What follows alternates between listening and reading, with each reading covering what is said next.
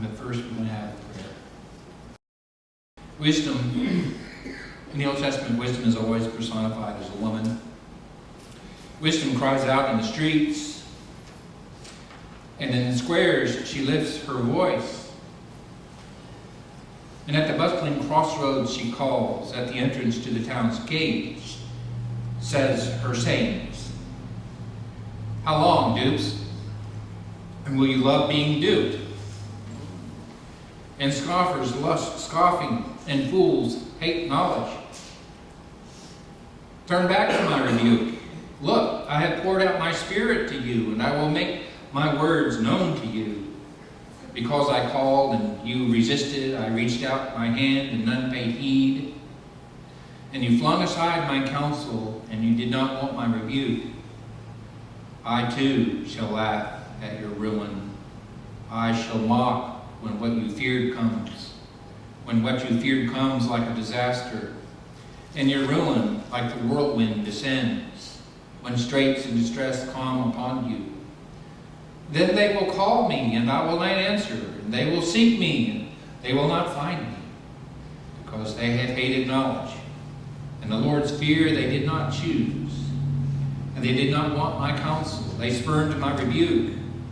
And when they ate from the fruit of their way, and from their counsels they were sated. From the waywardness of dupes, for the waywardness of dupes will kill them, and the smugness of fools will destroy them. But who heeds me will dwell secure and tranquil from the fear of harm. In our gospel, reading from the Gospel of Mark, chapter 8.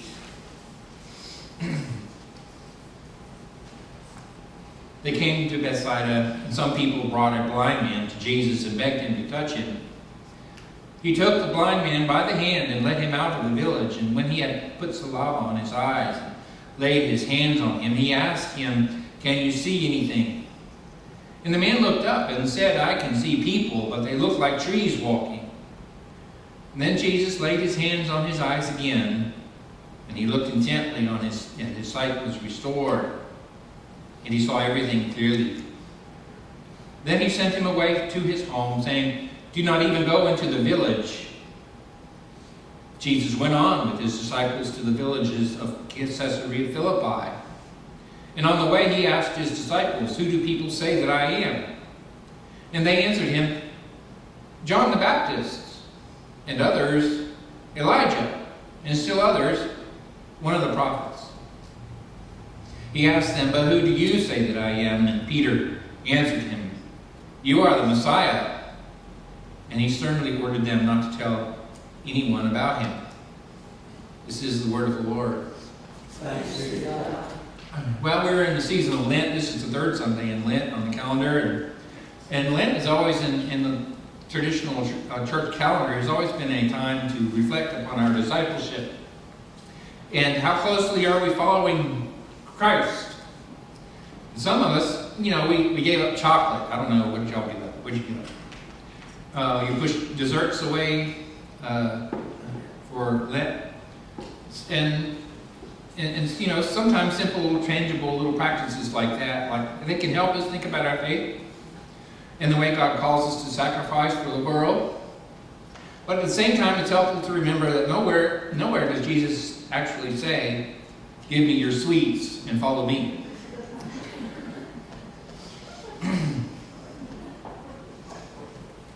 Malachi, we know Malachi. Malachi speaks of covenant faithfulness, what it means to be faithful. And he speaks about doing justice and loving kindness and walking humbly before God. Proverbs, speaking in the same tone, Proverbs speaks of wisdom as twofold. The first wisdom is to fear the Lord, fear Yahweh, says Proverbs. And the second wisdom is righteousness, justice, and fairness. Pursue these. Jesus captures the essence of Proverbs and Malachi when he recites the Shema. And we had it in our prayer confession just a little moment ago when we prayed our confession, the second greatest commandment, the first greatest commandment, Shema, which the Jewish Shema that Jesus grew up saying, reciting every day of his life. Hear, O Israel, the Lord our God, the Lord is one, and ye shall love the Lord your God with all your heart, with all your soul, and with all your mind, and with all your strength. And then Jesus, being very practical, adds a second commandment to it. He says, you shall love your neighbor as yourself. Well, we're all very confused about what love actually looks like. But Jesus is very practical about it. For him, what he means is, as in love your neighbor, as in shelter, feed, and clothe, and take care of your neighbor as you would shelter and feed and clothe and take care of yourself. That's what he means. Wisdom, Proverbs, and of the prophets and Jesus is that you receive yourself, your true self, your most authentic self in the process of following Jesus and tending to your neighbor. We use the Lenten season to reflect on where we are, how we trust in God, and how our trust in God shows up in our lives. And the wisdom of the Christian calendar returns us to this season year after year, because living the Christian faith is something that we never complete.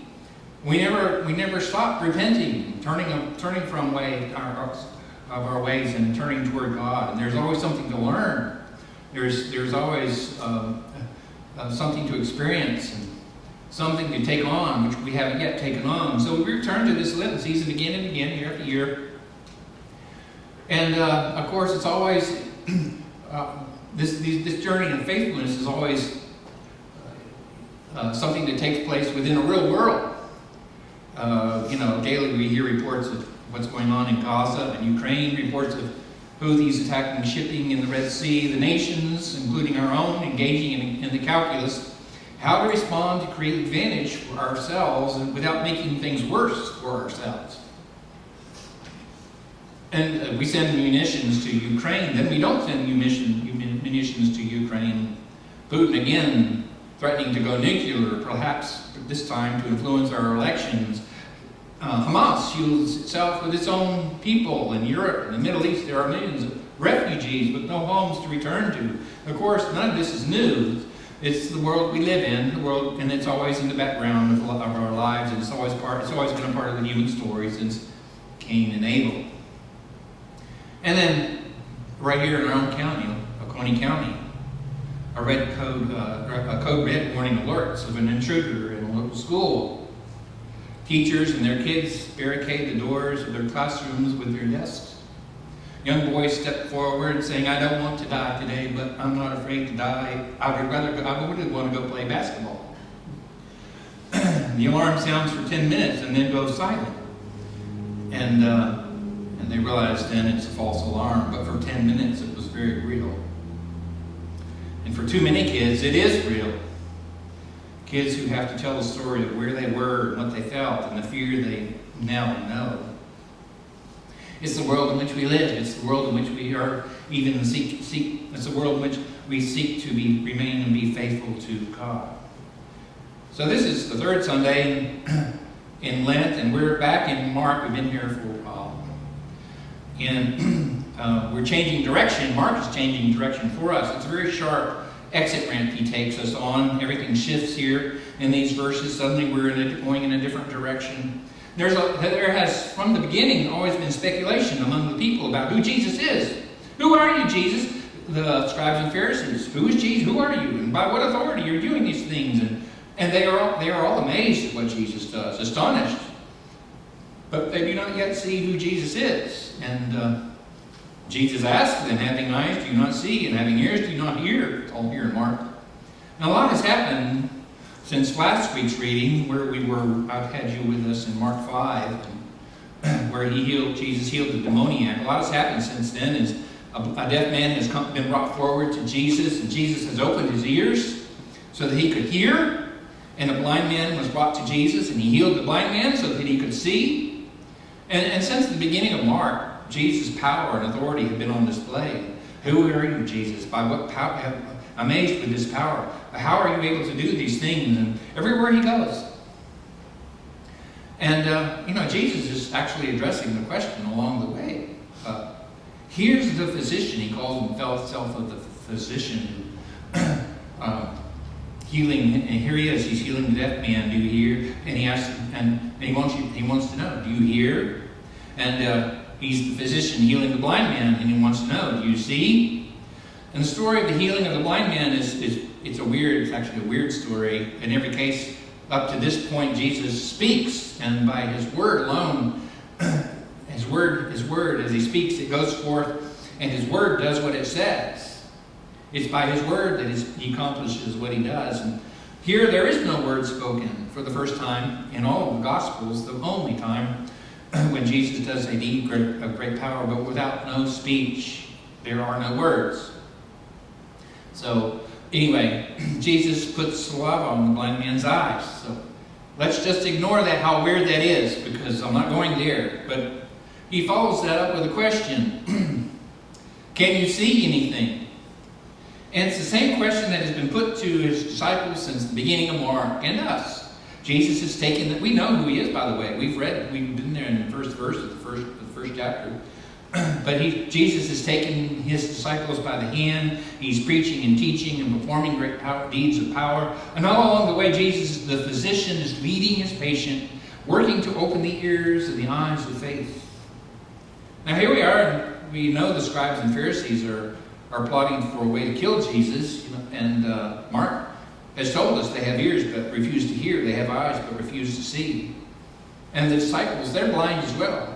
What will a physician need to do in order to open the eyes of faith, the ears of faith? Jesus said to the blind man, can you see anything? He asked. And the man looks up and says, I can see people, but they look like trees walking. I guess they had a lot of big hair back then. Okay, the physician's work is partially successful. They obviously didn't look like Jess over here. And he's partially successful. He's done the physician, but the physician is not. His work isn't finished. He goes back to work, and Jesus lays his hands on his eyes again, and he looks intently, and his sight is restored, and he saw everything clearly. Says Mark. And in the next moment, everything shifts, and we quickly find ourselves in pagan Central, outside of the boundaries of Israel, and Jesus asked his disciples, who do you say that I am?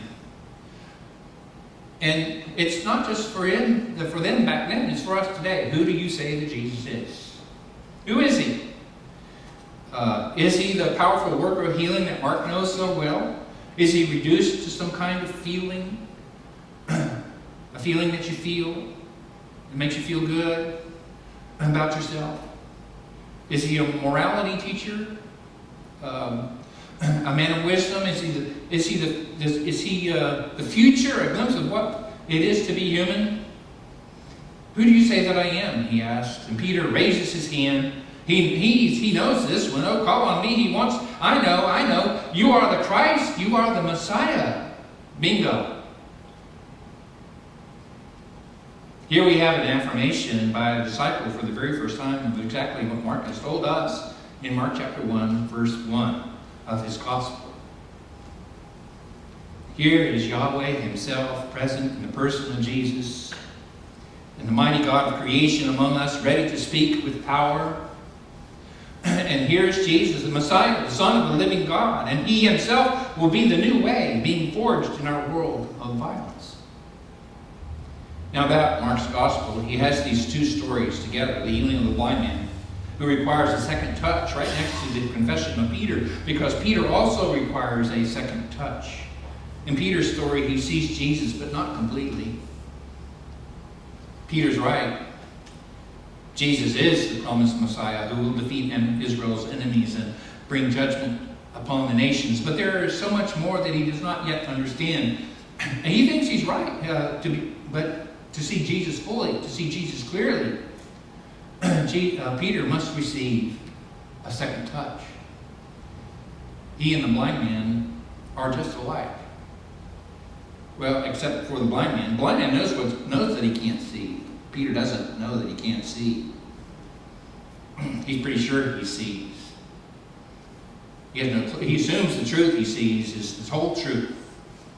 And how often don't we all get caught up in that false perception? And that's what gets him into trouble. Mr. Pelfrey's grandparents on his father's side lived in blink and you miss it South Carolina. They lived there for the better part of 70 years, and most of that time, Dr. Johnson was the only doctor in the county. Dr. Johnson did everything to give flu shots, to delivering babies, to setting broken bones, to even pulling a few teeth. And when he was finished, he hung up the medical records. He hung them up on a hook inside the bedroom closet door in every home. And they stayed there until he made another visit. But things weren't so specialized back then. Dr. Johnson did everything until he was retired for 70 years. And when Dr. Johnson retired, Dr. Shealy took over his practice. Dr. Shealy had grown up in Lincoln, South Carolina, and he had gone off to college among the Ivy Leaguers and got his medical training from Johns Hopkins Medical University. And when Mr. Pelfrey's grandfather needed a checkup, for the first time in his life, needed to go to the doctor, he paid that extra gas money to drive to Columbia to see a doctor in Columbia. Well, why didn't you go see Dr. Shealy? Mr. Pelfrey asks. His grandfather says, I've known that Shealy boy since he was a boy. And he wasn't a very good boy either. Well, he's not a boy anymore, and he's a doctor. Do you know that he had to repeat Mrs. Amick's 4th grade class? He failed math. Did you know that? Well, I think he rebounded pretty well. He graduated from Harvard. Well, I don't know about Harvard, he said, but I'm not going to any doctor who can't pass Miss Amick's 4th grade. And sometimes we know we're just right. And it can mess things up. Mr. Pelfrey's grandfather never truly saw Dr. Shealy, not because what he saw was wrong, but it was just incomplete. When it comes to seeing Jesus, most of us are actually, I think, myself even, like Mr. Pelfrey's grandfather, we know Jesus. We've been hearing about Jesus all our lives. You grew up in church, you went to Sunday school. Often, when looking at Jesus, we see what we want to see and not what's really there.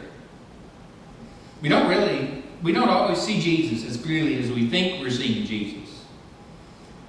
This passage, in a way, is a kind of an invitation to us for humility, to take a moment to look and to ask again, who are you, Jesus? Who is Jesus today?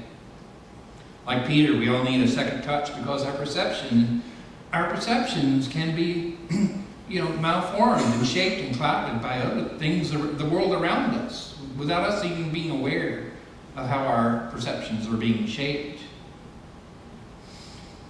When I was a kid, there was a guy who did infomercials. He would show up on late night television with tireless enthusiasm, talking about his newest invention, and that was a must-have. Nothing's changed, right? This was before Phil Swift of the Flex Seal fame, before Billy Mays of the OxyClean guy, and before them was Ron Popeil. And his whole purpose in life was to show you his Ronco pocket fisherman. Remember Ronco? He lived to sell you the Ronco rotisserie. I think you can buy those still on eBay. And the Vegomatic.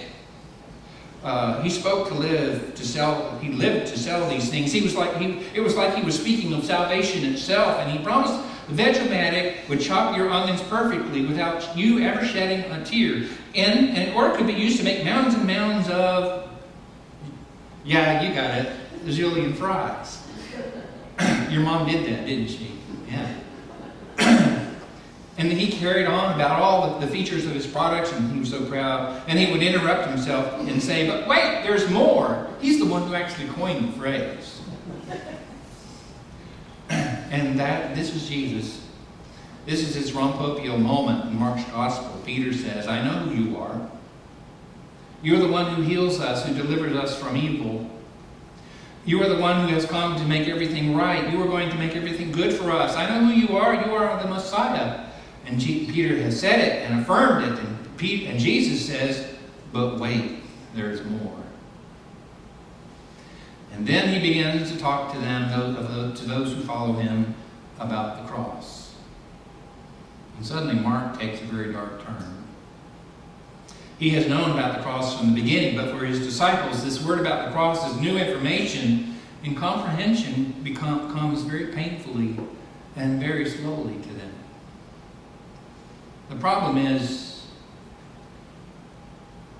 they have eyes and ears that see and hear, but they are fine-tuned to hear other things instead. They're fine-tuned by a lifetime of living in the world that we all live in, shaped by the trauma that even ordinary life can bring to us all, and the trauma of violence and poverty that comes into our communities and into our homes. And they have organs, they have sense organs finely tuned to hear messages that say, "Make Israel great again." They don't have ears to hear what Jesus says to them about the cross. This Lenten season we're in, when our public discourse, our public discourse is rudeness and verbal and even physical hostility in our public, and being rewarded and confused with patriotism, and we stop and we ask ourselves, who is Jesus to us? Now, a lot of people, they are very clear about who Jesus is. They think they know. But who is he really? Who is he today? And how are our lives shaped by his life? Because we think he shapes how we live. That's why I'm so grateful to you, our small church. How, you're partners with St. John's and College Street Baptist and Richlands Presbyterian and Rise Against Hunger. You're partners with Ann Hope United Methodist Church Ministries in Utica, Feeding the Hungry. You are partners with Grace Closet, and you make contributions to Lakeview Retirement Community, and on the list goes, because we believe this is who Jesus is, and we want to be where Jesus is. It's Lent, and we want to see Jesus and to be where Jesus is. Because I can imagine that as soon as we're comfortable that we know who he is, as soon as we are confident that we know the extent of his love, as soon as we have figured out where his love shows up in the world, I wouldn't be surprised if he says, wait, there's more. And from that point on, in Mark, the physician takes hold of the patient's hand, takes us along with him on his way to Jerusalem. And I offer this to you in the name of the Father, Son, and Holy Spirit.